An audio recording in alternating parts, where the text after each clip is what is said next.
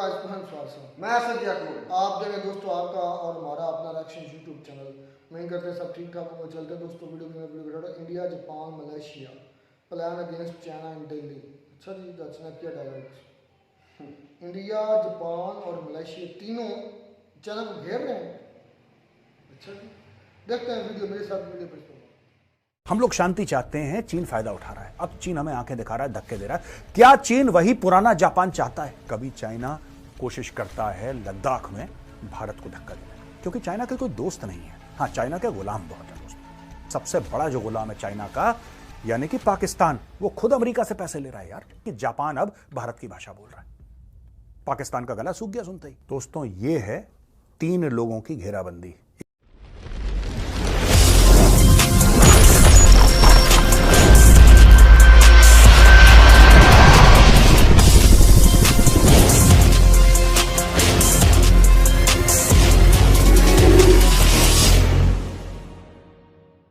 जय हिंद दोस्तों, मैं हूं मेजर गौरव आर्य और आप देख रहे हैं द चाणक्य डायलॉग्स। इस वीडियो को लाइक करिए, हमारे चैनल को सब्सक्राइब करिए, बेल आइकन दबाना बिल्कुल मत भूलिएगा। दोस्तों, 2 मीटिंग हुई हैं नई दिल्ली में, 48 घंटे के अंदर 2 मीटिंग, और दोनों की दोनों बहुत ही ज्यादा महत्वपूर्ण। मैं बताऊंगा जियो politics, foreign affairs, national security, ये सारी की सारी चीजें इंपैक्ट करती हैं। 2 बड़ी मीटिंग हुई है, एक जापानियों के साथ और एक मलेशियंस के साथ। ये मीटिंग क्यों इंपॉर्टेंट है, क्या कारण है, और इसमें जो परत है ना, जैसे प्याज की परत होती है दोस्तों, एक परत खुलती है, फिर दूसरी, फिर तीसरी, फिर चौथी, फिर एंड में पता लगता है कि अंदर कुछ है ही नहीं, क्योंकि वो परत ही प्याज है। तो आपके सामने आज हम प्याज पेश करते हैं दोस्तों। ये देखिए, यहां पे पता लगता है कि minister of foreign affairs of Japan miss Kamikawa योको, minister of foreign affairs for Japan, और मिस्टर किहारा मिनोरू, ये मिनिस्टर ऑफ डिफेंस, ये मिले। 2+2 की मीटिंग हुई थी। ये मिले राजनाथ सिंह जी से और डॉक्टर जयशंकर साहब से। अभी मीटिंग क्यों इंपॉर्टेंट है दोस्तों, इस मीटिंग में क्या डिस्कस हुआ, मैं आपको यह भी बताऊंगा। लेकिन इसके पहले यह जानना बहुत जरूरी है कि जिस सांप ने भारत को डसने की कोशिश करी है, वही सांप जापान को भी डसने की कोशिश कर रहा है। और आप देखिएगा, ये मोदी जी की बातचीत और इसको बुलाना मीटिंग में, उसको बुलाना, जो लोग आप लोग कह रहे थे ना स्ट्रिंग ऑफ पर्ल्स हैं साहब, चीन ने घेर लिया है, और ये बात सच भी है। ये बात सच भी है, गलत नहीं कह रहा था कोई, बात ठीक है बिल्कुल, कि चीन ने पूरी भारत को घेरने की कोशिश करी। सब भारत की ओर ऐसे ऐसे देख रहे हैं, लेकिन चीन ये देखना भूल गया कि चीन के पीछे भारत के दोस्त खड़े हैं। छोटे ही सही, लेकिन कई सारे हैं, और सारे के सारे चीन के सामने, चीन के साथ लड़ने को तैयार। दोस्तों, जापान यहां पे आया। सेकेंड वर्ल्ड वॉर यानी कि द्वितीय विश्व युद्ध के बाद जापान की फौजों ने सरेंडर कर दिया था अमेरिकन के आगे, और उसके बाद बोला कि साहब जापान के पास कोई फौजें नहीं रहेंगी, सिर्फ जापान सेल्फ डिफेंस फोर्स, अपनी सुरक्षा के लिए जितने उनको फौजी चाहिए बस उतने, इसके अलावा पैकअप हो गया। लेकिन दोस्तों, आज की तारीख में जापान का कुछ मूड बदल रहा है, और इतने साल तक उनकी फौजें पैकअप ही रही थी, यानी कि जापान ने कभी किसी को अटैक नहीं करा, कुछ नहीं करा। लेकिन अब जापान ये कह रहा है कि यार एक बात बताओ, 80 से ज्यादा साल हो गए हम लोग चुपचाप बैठे हैं यार, हम लोग कुछ नहीं बोल रहे किसी को। 81 साल हो गए लगभग, मोटा मोटी, हम किसी को कुछ नहीं बोल रहे। हमारी ये जो शांतिप्रिय नेचर है, हम लोग शांति चाहते हैं, चीन फायदा उठा रहा है। अब चीन हमें आंखें दिखा रहा है, धक्के दे रहा है। क्या चीन वही पुराना जापान चाहता है, वही पुराना जापान जिसने चाइना के अंदर जाकर कहर मचा दिया था, जिसने पैसिफिक ओशन के अंदर कामेकाजी सुसाइड बॉम्बिंग्स करी थी? क्या इनको वही जापान चाहिए? ये जापान में जो आम लोग हैं, ये एक दूसरे से बात कर रहे हैं कि यार ये चाहता क्या है। हम लोग चुपचाप बैठे हैं, हम लोग शांतिप्रिय तरीके से अपने स्कूल में बच्चों को भेज रहे हैं, अपने माँ बाप की सेवा कर रहे हैं, खुद पढ़ाई लिखाई कर रहे हैं, दफ्तर में जाके 2 पैसे कमा के अपने परिवार को पाल रहे हैं। क्या चीन को हजम नहीं हो रहा है? क्या चीन को वही पुराना जापान चाहिए? वो जापान जो कि निर्दयी था, जो क्रूर था, जो लड़ाकू था, जिस जापान ने पूरी दुनिया की नींव हिला दी, क्या वो जापान चाहिए आपको? ये देखिए दोस्तों, यहां पे 2+2 की मीटिंग होती है। एक्सटर्नल अफेयर्स और डिफेंस मिनिस्टर जो हैं, external affairs minister, defence minister, दोनों देशों के मिलते हैं, और यहां पे सिक्योरिटी कोऑपरेशन की बात होती है कि यार हम सिक्योरिटी में कोऑपरेट करेंगे। दोनों का जॉइंट खतरा किससे है? चीन से है। दोनों की जॉइंट लड़ाई किससे है? चीन से है। तो when you talk about a joint cooperation between India and Japan, who are you talking about? Against whom? New Zealand के साथ लड़ाई है, मंगोलिया के साथ लड़ाई है, नाइजीरिया के साथ लड़ाई है। भैया लड़ाई किसके साथ है? लड़ाई तो चाइना के साथ है, right? Security cooperation, maintaining a free open and rules based Indo Pacific. ये जो free open and rules based Indo Pacific, ये भी चाइना के खिलाफ स्टेटमेंट है। रूल्स बेस्ड यानी कि कानून के हिसाब से जो चलेगा इंडो पैसिफिक। इंडो पैसिफिक पूरा एरिया है दोस्तों, ये पूरा इलाका है। इसमें चाइना गदर मचाने की कोशिश कर रहा है।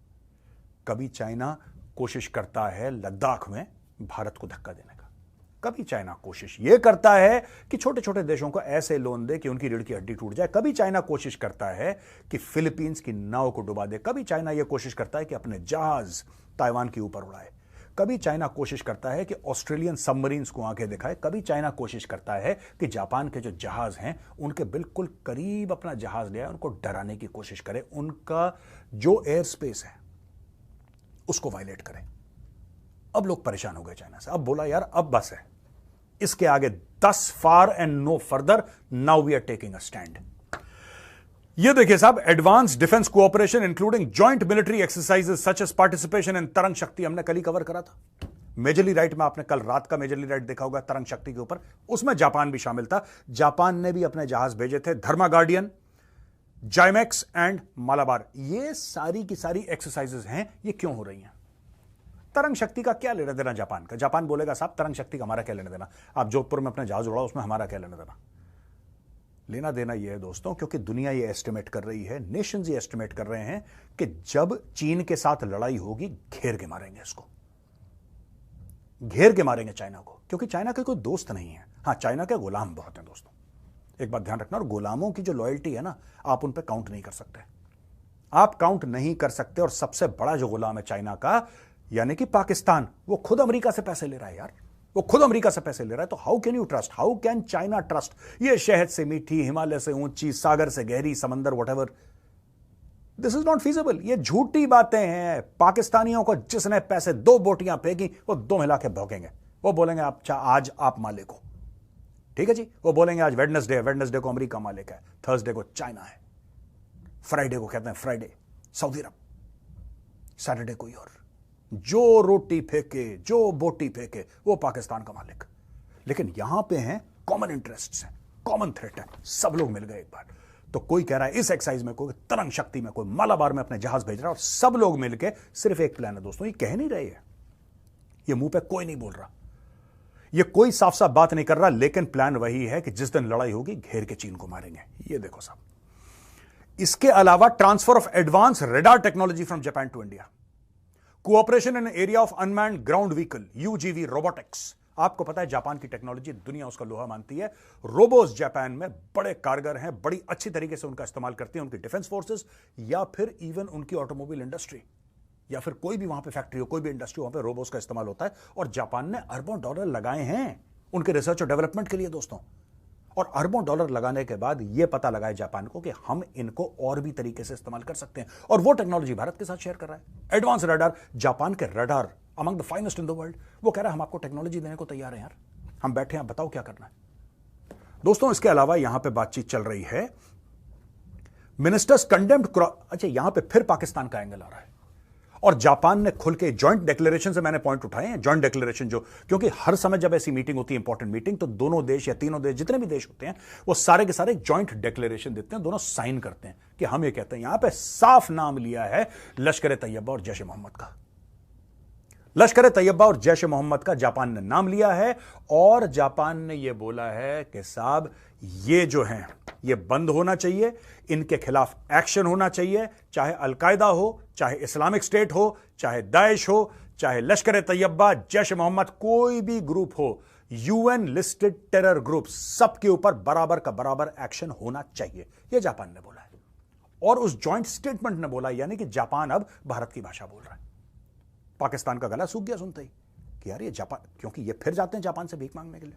अब उनको ये डर लग रहा है कि जापान पैसे नहीं देगा उनको, क्योंकि ये सब ग्रुप्स हैं कहां पे आज की तारीख में। अलकायदा, चलो मिडिल ईस्ट में पनपा Al Qaeda, Daesh, Islamic State, Arab countries की उपज हैं, वहां की पैदाइश हैं, लेकिन पनप कहां पर रही है ये?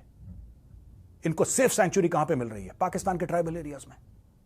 अफगानिस्तान और पाकिस्तान का जो जॉइंट बॉर्डर है वहां पे ये लोग भरे पड़े हैं हजारों की तादाद में। अलकायदा, इस्लामिक स्टेट, जैश ए मोहम्मद, लश्कर ए तैयबा, सबको फिट कर रखा है पाकिस्तानी स्टेट ने कि एक दिन हम इनको भारत के खिलाफ इस्तेमाल करेंगे। दोस्तों आपको पता है, शायद आपको नहीं पता होगा, असम तक में अलकायदा का इन्फिल्ट्रेशन है। असम तक में।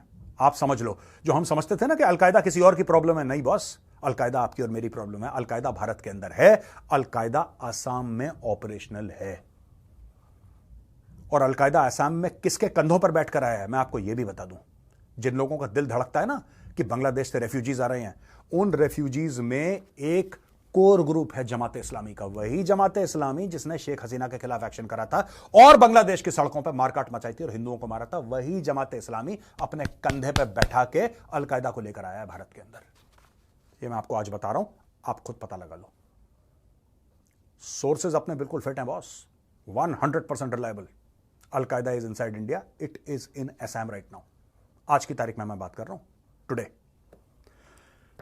इसके अलावा इन्होंने काफी और बातें करी हैं। बोला है कि 26/11 और पठानकोट के जितने भी लोग हैं जो उसमें मुलव्विस हैं, ग्रुप्स हैं, इंडिविजुअल्स हैं, they should be brought to justice.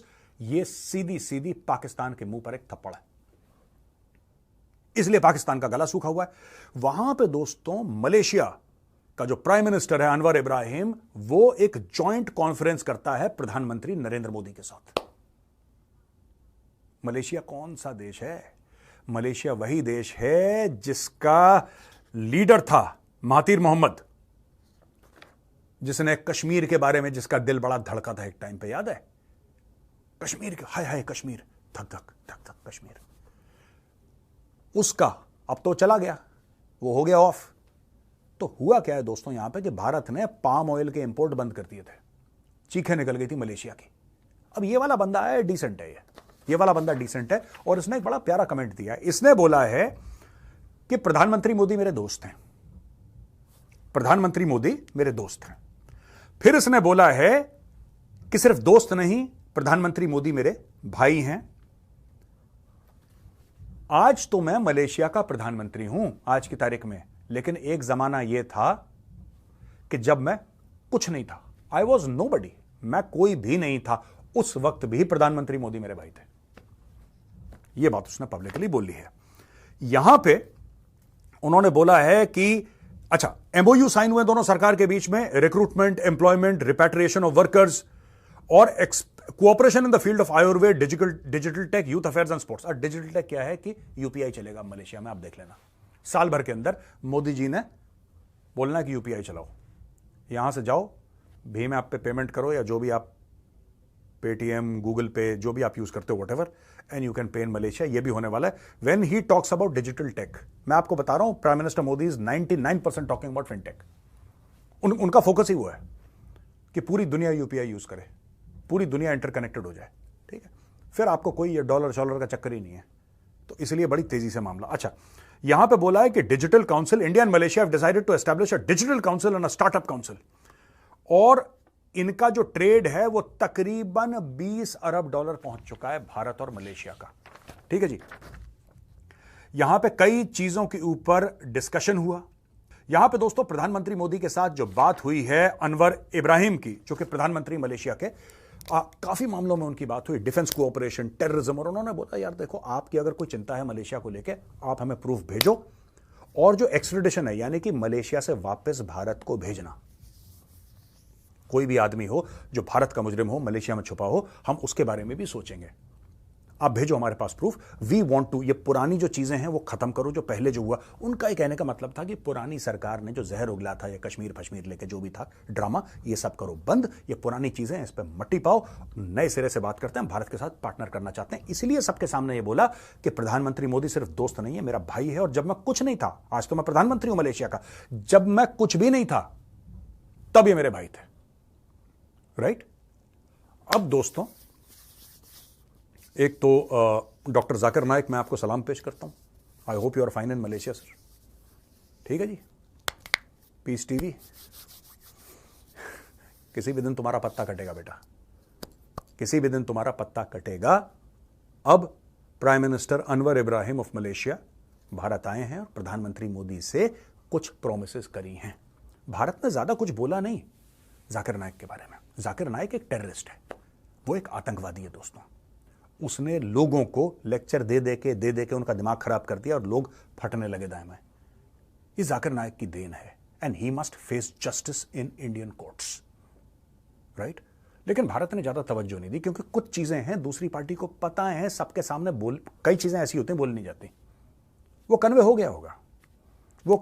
गया होगा उनको कि boss this is what they are looking at, आप फिक्र मत करो।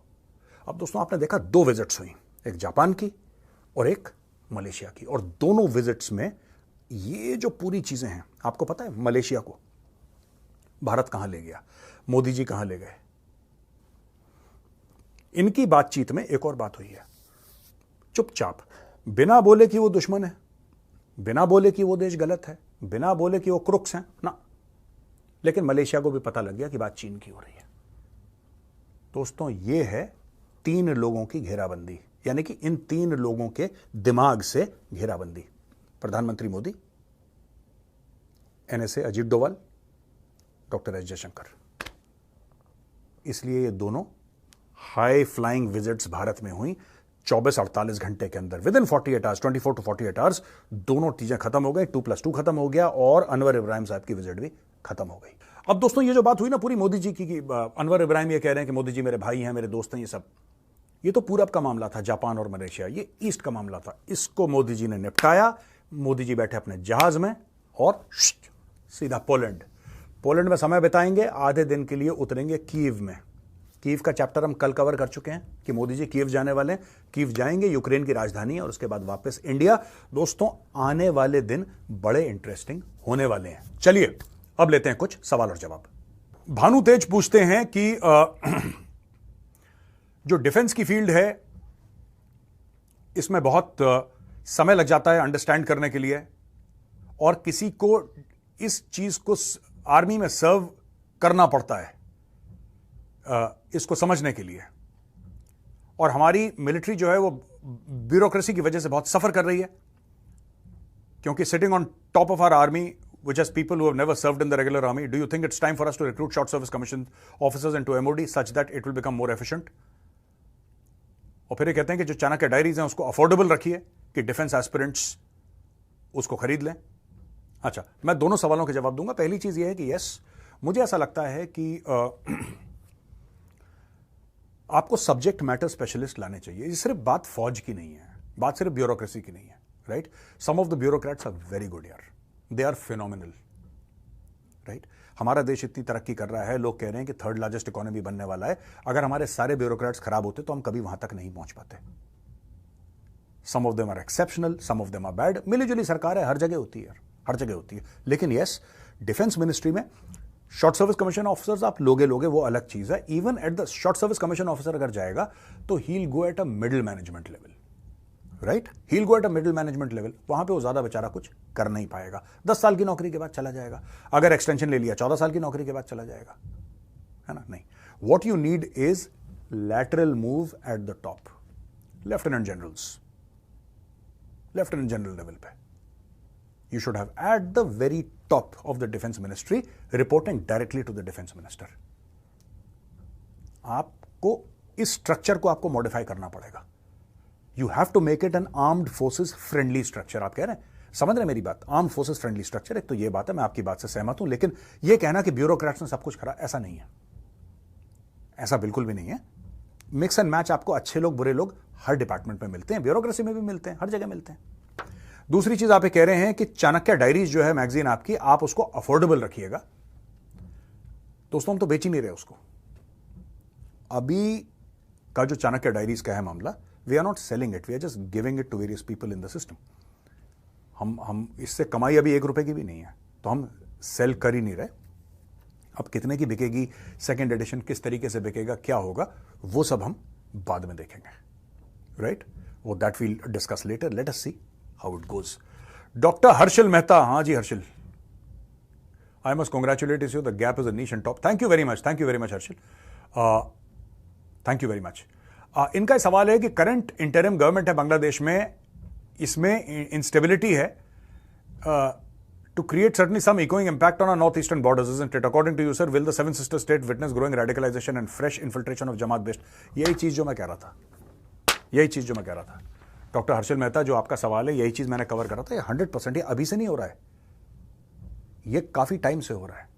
ये बंगाल में भी घुस गए, असम में भी घुस गए, घुस तो बहुत जगह गए हैं ये। लेकिन आपने जमात की बात करी ना, ऑफ कोर्स बांग्लादेश जमाते इस्लामी कहां? भारत में तो पैदा हुआ जमाते इस्लामी। जमाते इस्लामी was born in India.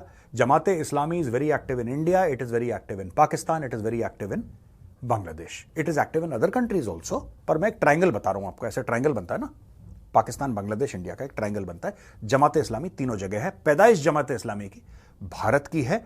और क्या जमाते इस्लामी ये बांग्लादेश की सरकार में इंटरफेयर कर रही है? आज, टुडे इज वेडनेसडे, ठीक है जी। आज आप जरूर द चाणक्य डायलॉग्स इंग्लिश देखना। Ambassador Veena Sikri, former high commissioner to Bangladesh, उनका पॉडकास्ट है गैप में, द गौरव आर्या पॉडकास्ट, जिसका डॉक्टर हर्षल मेहता आप कह रहे थे कॉन्ग्रेचुलेशन दे रहे थे, वो वही चीज आप देखना। उन्होंने साफ साफ बताया है कि जमाते इस्लामी का कहां कहां पेनिट्रेशन है और किस तरीके से ये लोग भारत आते हैं और किस तरीके से बांग्लादेश का बॉर्डर टाप के ये लोग बंगाल में घुसते हैं और जगह घुसते हैं और स्टेट्स के अंदर घुसते हैं, किस तरीके से इनको आधार कार्ड मिलता है और किस तरीके से ये लोग कश्मीर जाते हैं, आईएसआई के लोग, आतंकवादी। तो ये बहुत कॉम्प्लिकेटेड मामला है। आप अगर वो देख लेंगे ना पॉडकास्ट, और वो इंग्लिश में आएगा, द चाणक्य डायलॉग्स इंग्लिश में आज शाम को आएगा, आप उसको देखेगा, आपको सब क्लियर हो जाएगा what she is saying. It is phenomenal.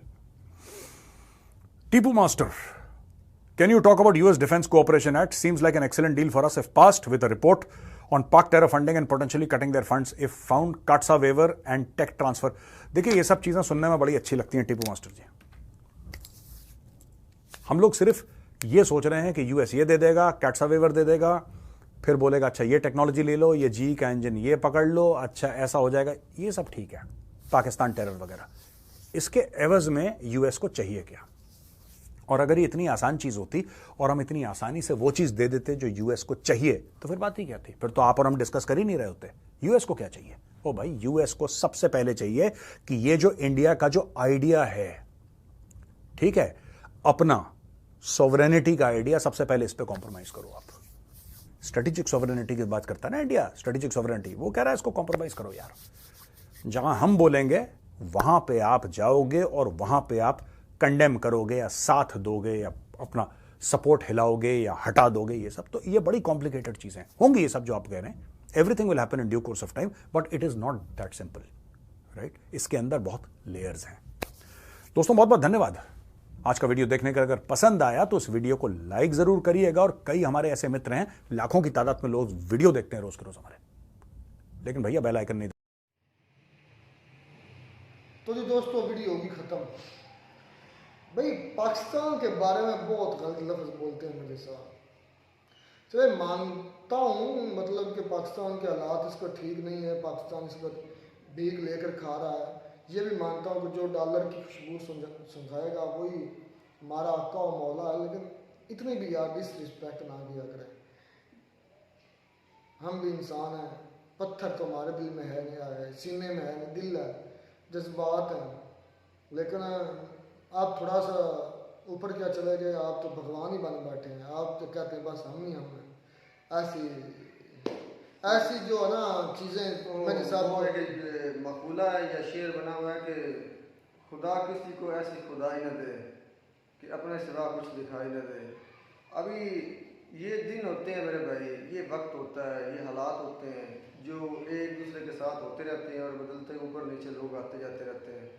आपको पाकिस्तान का बारीकी से मुताला करना चाहिए कि जो पाकिस्तान की आवाम थी ना, आज से तकरीबन 50-60 साल पहले, उस वक्त कंडीशन क्या थी आवाम की, आज कंडीशन क्या है। चलो मान लो एक सिवा के फौज का ही राज है, बाजार पीछे बैठी है फौज, शुरू से ही उनका ठीक है, लेकिन आवाम को देखो, क्या आज जो आज 60 साल पहले, 50-60 साल पहले आवाम फौज के साथ थी, क्या वो आज फौज के साथ है? क्या इन लोगों में अब वो शऊर है? वो शऊर उतना ही शऊर है जितना पहले था, आज से 50-60 साल पहले? नहीं। ये लोग बैठे हैं कि हम स्टेट को नुकसान न पहुँचाए, ये बैठे हैं कि हमारे लीडर का कोई अच्छा फैसला हो, ठीक है, ये सब कुछ मुमकिन होगा मेरे भाई, और ये करना पड़ेगा लोगों का। अगर नहीं करेंगे तो फिर वही एक ही बात बचती है जो मैं कहता हूँ अक्सर, कि खून दो, खून से हमेशा आज़ादी मिलती है। और ऐसी चीज़ों में आकर आपका कितना फ़ायदा होगा ये तो मुझे नहीं पता, लेकिन जो पाकिस्तान का फ़ायदा होगा वो मुझे अच्छे से पता है। और तुम बात करते हो कि पैसा फेंको तमाशा देख वाली बात, तो चलो कुछ हद तक ये चीज़ भी मान लो। दोस्ती की बात करते हो कि चाइना से हमारी कोई दोस्त नहीं है, तुम्हारी चाहे किससे दोस्ती है? मफादात है, तिजारत है ना, लेन देन है। दोस्ती किस चीज़ का नाम है? तुम क्या कर सकते हो किसी के लिए? जब तुम्हारे अपने मुल्क में आग लगेगी तो क्या तुम जाओगे दूसरे की आग बुझाने के लिए? पहले तुम अपने मुल्क की बुझाओगे। ये फैक्ट है, ये हकीकत। अच्छा, अब बात आती है इंडिया के अंदर आए हैं, मीटिंग्स बता रहे थे मेरे साथ, दो बैक टू बैक 48 घंटे में 2 मीटिंग्स हुई हैं, जिसमें जापान मलेशिया के मिनिस्टर्स आए मिले हैं और उन्होंने कुछ साइन वगैरह किए, चले जो भी है। तो चाइना को घेर है, चाइना भी इंडिया को घेरने की कोशिश नहीं की, घेरा हुआ है। गौर चाइना आंखें खोल ले, और सॉरी इंडिया आंखें खोल ले तो उसको पता चलेगा कि उसके इर्द गिर्द कौन है। सबसे पहले पाकिस्तान, चाइना का पिट्ठू, उसके बाद श्रीलंका, पहले नहीं था अब वो भी चाइना का पिट्ठू, उसके बाद मालदीव।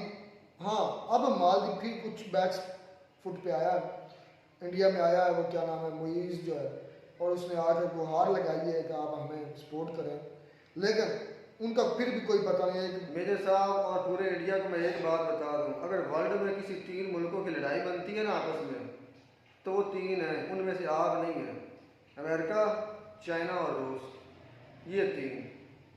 आप अभी मैं बात कर रहा था चाइना की स्ट्रेटजी इंडिया को घेरने की, इंडिया ने भी की है, इंडिया ने भी काउंटर अच्छा कर रहा है।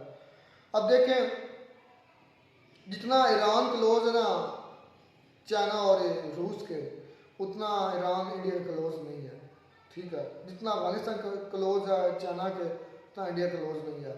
उसके बाद पाकिस्तान है, उसके बाद मालदीव है, श्रीलंका है, नहीं नेपाल तो है, नेपाल को तो आप समझिए दूसरा इंडिया ही ले, छोटा इंडिया।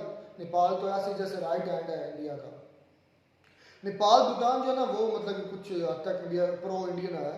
बाकी बांग्लादेश भी अब देख रहे हैं, प्रो इंडिया पहले था, प्रो इंडिया पहले था, निकल गया इंडिया के, लेकिन अब वो प्रो इंडियन या प्रो अमेरिका होगा या फिर प्रो चाइना होगा, इन दोनों में से कोई एक होगा।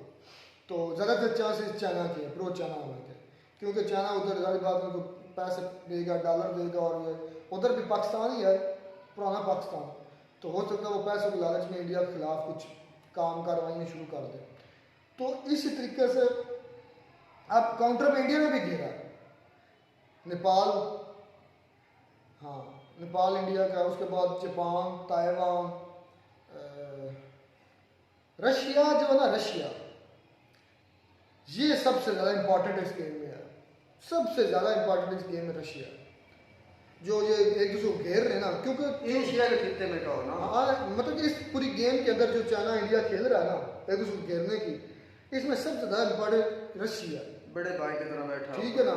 अगर तो रशिया चला गया चाइना के पलड़े में, जो कि नजर आ रहा है इस वक्त डिपेंडेंट इंडिया से ज़्यादा रशिया चाइना पर डिपेंड है, और खुफिया तरीके से चाइना ला मतनाई इसला भेज रहा है, ला मतनाई। नॉर्थ कोरिया भी प्रो चाइना है, तो South Korea pro India, Japan pro India, Taiwan pro India, इसके बरक्स North Korea pro China, Bangladesh pro China होने वाला है, Pakistan pro China, Maldives pro China, Sri Lanka pro China. मेरे नज़दीक जो इंडिया पर चाइना की ग्रिप है वो ज़्यादा है। और जहाँ तक बात आती है ना जापान की, टेक्नोलॉजी के लिहाज से देखा जाए तो अच्छा मुल्क है, मेरे ख्याल दूसरे या तीसरे नंबर पर है मेरा ख्याल में, लेकिन मेरे भाई उनके ऊपर एक उनका भी बाप बैठा हुआ है, वो उन्हीं के कहने पर चलेंगे। और जो उनके लिए आपने एक मिनट मेरी बात सुन, उनके लिए आपने एक स्टेटमेंट दी थी डॉक्टर एस जयशंकर मिस्टर ने, कि देखिए अगर आप अमेरिकन के लिए पूरी दुनिया का कोई मसला आपका मसला नहीं है, नहीं वो यूरोप ने कहा था। यूरोप क्या है? यूरोप और चीज है, अमेरिका और है अच्छा भाई। यूरोप के लिए, चलो यूरोप जिसके में एक लिए- अलग कॉन्टिनेंट है। हाँ बिल्कुल ऐसा ही है। अच्छा तो मेरे भाई अगर वो आपके खिलाफ हो जाते, एक मिसाल है, दोस्ती किसी में भी कुछ नहीं है, ये हकीकत है, आपके मफादात है, चाइना से क्यों लड़ते हैं, मतलब कि चाइना से क्यों वो इतना स्ट्रेंज हो जाते हैं, क्योंकि वो उन्हें भाई आंखें दिखाता है। भाई मैं बात कर रहा था कि सब हालांकि उनकी जो प्रोडक्ट्स हैं वो पूरे यूरोप में बिकती हैं और आपसे कई गुना ज़्यादा बिकती हैं। मैं ये बात कर रहा था कि जो इन पूरे खेल के अंदर सबसे इम्पोर्टेंट है रशिया, और इस वक्त मौजूदा वक्त में सबसे ज़्यादा डिपेंडेंट जो रशिया है वो चाइना पर है। ठीक है, इंडिया से भी अच्छी दोस्ती है, जिस करवट ले गया रशिया, और मैं जो डिस्प्यूट इंडिया के किसी की तरफ मैं करवट मैं नहीं बताता लेगा। हूँ मैं बताता हूँ मुझे लगता है इंडिया की तरफ लेगा, मैं उसको जानता हूँ। एक एरिया है श्वेत यूनियन टाइम का, मुझे उसका जहाँ नाम भूल गया, वो चाइना और रशिया के दरमियान डिस्प्यूट का बायस बनेगा। मैं इस पर मेरे ख्याल में वो चाइना के अंदर है, लेकिन वो हकीकत में सोवियत यूनियन के टाइम का वो रशिया का था। ठीक है, वो यार चाइना मुझे भूल गया टाइम, वो चाइना और रशिया के दरमियान भी कोई एरिया है, चे से उसका नाम शुरू होता है। वो कहते हैं इस मामले पर आकर चाइना और रशिया एक दूसरे के अगेंस्ट हो गए, लेकिन इंडिया और रूस के दरमियान कोई भी एक ऐसा मामला नहीं है जहाँ दूर दूर तक हमें लगे कि रशिया इंडिया के अगेंस्ट जा सकता है, लेकिन चाइना के अगेंस्ट जा सकता है, यार, गया भी है। मैं- चाइना और रशिया वार भी एक किस्म की लड़ चुके हैं, मैं ये भी बता दूँ आपको। वो उस वक्त लड़े थे जब मेरे भाई अफगानिस्तान में इंटर हुए थे। नहीं पहले पहले की बात है यार उसी दौर में जब ये सुपर पावर बना हुआ था, जब टूटे ही है ना तो उनके हिस्सों को कब्जा किया। ये कब्जा ग्रुप है चाइना, ये मानो ये ना मानो, कब्जा ग्रुप, लद्दाख में कब्जा करके लिया, अक्साई चीन कब्जा करके लिया, ताइवान पर कब्जा करना चाहता है, जापान पर कब्जा करना चाहता है, रशिया का भी इलाका कब्जा किया हुआ है, पाकिस्तान से भी लिया हुआ है, इंडिया का भी कब्जा किया हुआ है, भूटान का कुछ एरिया भी कब्जा किया है, नेपाल का कुछ एरिया भी कब्जा, इसने आस्ते आस्ते कब्जा कर के ये इतना मुल्क बड़ा बनाया है। ये कब्जा ग्रुप है। यार वही मैं बात कर रहा हूँ भी, अगर इंडियंस ये समझे ना कि हम इनके मुकाबले में टक्कर में आ सकते हैं, तो ये एक दीवाने का ख्वाब है। इनके टक्कर में सिर्फ दो ही मुल्क कंट्रीज आती हैं, एक रशिया और एक अमेरिका। मैं आज ही आई थिंक मुझे लगता प्रशांत सर की वीडियो देख रहा था किसकी, लेज़र टेक्नोलॉजी के बारे में। लेज़र टेक्नोलॉजी इंडिया अभी बना रहा है, DRDO दुर्गा 2 आई थिंक वो मिशन बता रहे थे, दुर्गा 2 अभी अंडर प्रोसेस है, और चाइना की वो दिखा रहे थे तस्वीर कि चाइना ने जो है ना वो कर दी, लॉन्च भी कर दी अपने शिप पर जो टेक्नोलॉजी है ना लेज़र की। इजराइल बना चुका है, उसके बाद आई थिंक मुझे फ्रांस कह रहे थे बना चुका है, और अमेरिका बना चुका है, रशिया भी मुझे लगता भी नहीं बनाया, चाइना भी बना चुका, अब इंडिया अंडर प्रोसेस है, दुर्गा 2 उनका मिशन जो चल रहा है, DRDO जो बना रही है। तो चाइना इसमें नो डाउट टेक्नोलॉजी के मामले में इंडिया से आगे है, कोई माने या ना माने, सच यही है, बहुत आगे, थोड़ा बहुत अपनी बहुत ज़्यादा आगे, क्योंकि उनके पास ऐसी ऐसी टेक्नोलॉजी जो इंडिया के पास नहीं है, उनके पास ऐसे ऐसे प्रोडक्ट्स हैं जो इंडिया कभी सोच भी नहीं सकता, ये सच है। लेकिन अब इंडिया भी काफ़ी स्ट्रगल कर रहा है, बहुत मेहनत कर रहा है। अभी काफी टाइम लगेगा, अभी टाइम लगेगा, अभी आपने आंखें चाइना तरक्की करना छोड़ दे, रिसेशन में शुरू हो जाए, और इंडिया तरक्की करता रहा जिस रफ्तार से कर रहा है, तो फिर भी चाइना तक पहुंचने के लिए इंडिया को मेरे नज़दीक कमो बेश 50 साल लग रहे हैं अभी भी चाइना तक पहुंचने के लिए। अगर चाइना स्टॉप कर दे तरक्की करना और वो कभी होगा नहीं। इंडिया शुरू इस स्पीड से करता रहा, तो फिर भी 50 साल कमो बेश लगना इंडिया को उधर पहुंचते पहुंचते। ठीक है, खैर ओवरऑल बातें मेरे साथ बड़ी थी, लेकिन पाकिस्तान से थोड़ा हाथ उठा लिया करें, हम इतने भी गैर गुजरे नहीं जितने आप हमें समझ रहे हैं, कुछ चीज़ें तो हम खुद और एक और जिक्र कर दिया इन्होंने, ये लश्कर तैयबा ये वो फलां और ये। वो तो कह रहे थे कि इधर पाकिस्तान में मतलब ये ट्रेन होते हैं, ये फैक्ट्री है टेररिस्ट की, तो ये दुनिया मानती है भाई, अब हम वो तो UN में मानता है। अच्छा मुझे एक बात बताओ, ये पूरी दुनिया मानती है तो फिर बैन क्यों नहीं करते? बैन होते फैक्ट्री में ऐसे इसलिए नहीं, अभी सबको पता है ना, बैन क्यों नहीं होते? सारे बैन है, सारे अंडरग्राउंड है, कौन है बाहर मौलाना मसूद अजहर को कभी बात देखा है? यार बैन का क्या मतलब है? मेरे कहने का मतलब ये है कि इनको इनके खिलाफ वारंट निकल सकते हैं या विराट निकले हुए हैं, उनको बैन किया हुआ है, क्यों नहीं आकर और पाकिस्तान होम अरेस्ट किया हुआ है, ऐसे पे क्या सोए हुए हो कहीं? नहीं अरेस्ट क्यों नहीं करते? यार अरेस्ट भी किया हुआ है कहीं ऐसे आतंकी जो USA के हिरासत में भी हैं, ठीक है ना? कमाल की बातें यार आपकी। और ये असर है, मैं इसको फख्र की बात नहीं कहता, ये असर है भाई उस तुम्हारे दुश्मन चाइना का, ऑन दी वर्ल्ड में। चलो जी, खैर ओवरऑल शानदार थी वीडियो। मिलता है नई वीडियो में नाटक साथ। God bless.